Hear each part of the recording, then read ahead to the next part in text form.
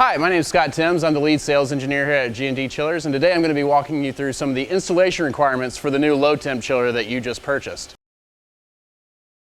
The first thing we're going to start with is we're going to want a level pad. So essentially, you're going to get a spec sheet for the unit that you've purchased, and on that spec sheet there's going to be a length and a width.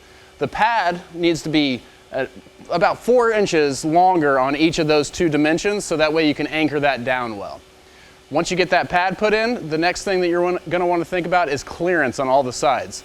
The main side that I'm worried about clearance on is the long sides. So essentially the width of the condenser, which on this unit here is about 45.5 inches, I need that much clearance on each of these two long sides, so I need 45.5 inches. If it's twice as wide, then I'm going to need 91 inches on each side. And then the other thing to think about is the control panel side. So if you have 230 volt three-phase power, you're going to need 3 feet of clearance. If you have 480 volt three-phase power, then you're going to need 4 clearance, and that's per electrical code.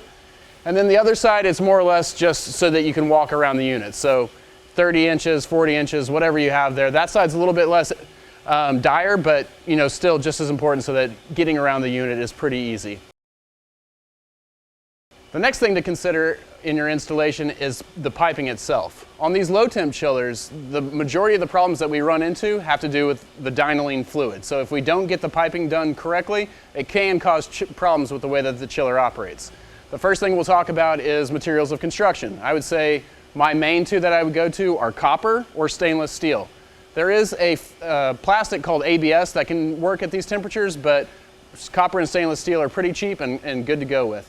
Another thing to think about in your piping installation is you want to have high point vents and low point bleeds. So essentially, whenever you install the piping, you're going to use water most likely to flush it all out.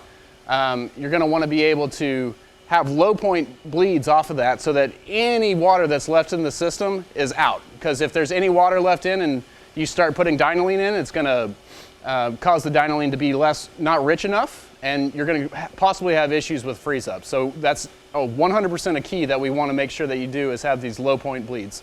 And then the high point vents is so that whenever you actually start up your unit and you start pumping dynolene through the system, you don't have air at the high point causing you to have flow issues. So that way, whenever you start it up, you'll crack that valve at the top. You'll wait until you see a little bit of dynolene sputter out, and you're going to close it, so that way all the air's out of the system.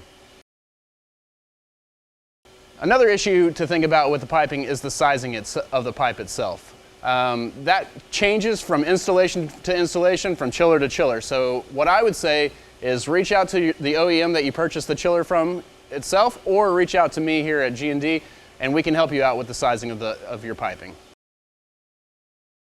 Another key to the installation of your new low temp unit is the insulation itself that's going to go onto the piping. So you know that this unit's pumping dynolene at minus 50 degrees Fahrenheit, which is pretty cold. So if you don't have a proper amount of insulation on there, you're going to have a lot of heat coming into the system, which could essentially negate most of the heat removal that the chiller is actually doing. So what we recommend is a product called polyisocyanurate, which you can find specs for on our website. On an outdoor installation of that, we say 5 to 7 inches. On an indoor installation of the piping, we say 3 to 5 inches. The final portion of installation for your chiller is the electrical requirement. Whenever you purchase the chiller, you specified whether you wanted 230 volt three-phase or 460 volt three-phase. So obviously the unit's going to be coming to you based on that.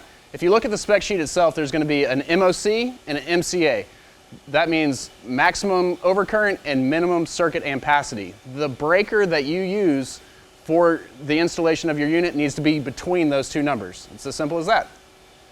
I hope you found this video helpful for the installation of your low temp unit, but as always, we have 24/7 customer service. I'm available by email. If you have any questions, do feel free to reach out.